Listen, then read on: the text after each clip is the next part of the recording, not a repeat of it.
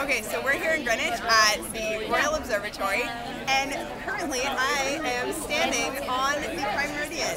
So I am both east and west at the same time. It's pretty exciting, and yeah, so I'm standing at 0 degrees.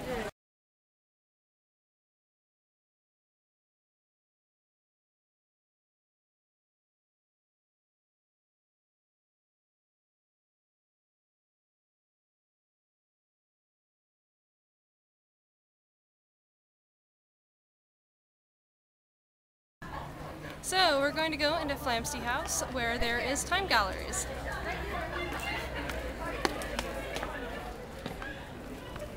So here's a few more facts about the Flamsteed House. John Flamsteed, named Astronomer Royal, he served as the director of the observatory there, hence the name Flamsteed House. Now all of the information and scientific research they have there has since moved elsewhere. And the Flamsteed House, as well as the rest of the Greenwich Observatory, has been maintained mostly as just simply a tourist attraction.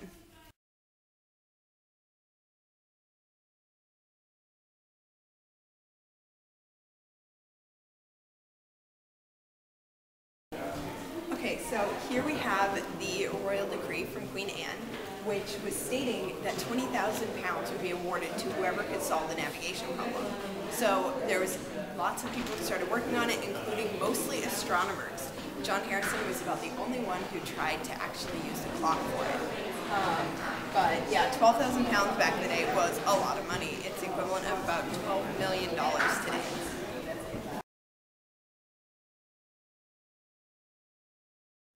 Okay, so we earlier saw the clocks that John Harrison had made. They were all actually really interesting. It was really fun because you got to see the actual moving parts, and it was honestly really just peaceful and soothing just to watch the clocks going back and forth and the pendulum swinging and the dials turning, and it was all very interesting, super complex, and I have no idea how an uneducated carpenter was able to come up with it and just develop these amazing clocks. It is pretty much beyond comprehension how he was able to do this. So props to him. So of all of John Harrison's clocks, H1 through H3 are still running, and they're these crazy contraptions of brass and wood that have crazy little things sticking off everywhere, and it's just really cool looking. But H4, which is not running, actually looks like a pocket watch, so I don't know how he went from this giant contraption to this tiny pocket watch, and it's just really cool. That one's not running anymore because it has to be oiled, and they don't want to they're afraid of damaging it through conservation. But it's just really fascinating to see the differences in the clocks and how the progress he made over so many years.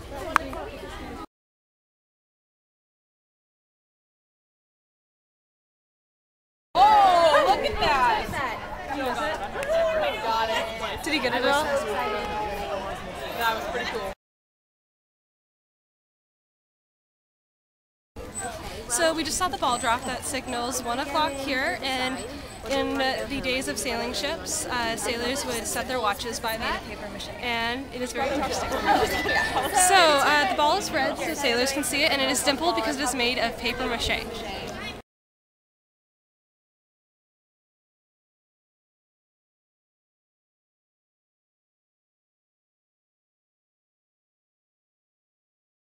Here's a few more facts about the Greenwich Observatory.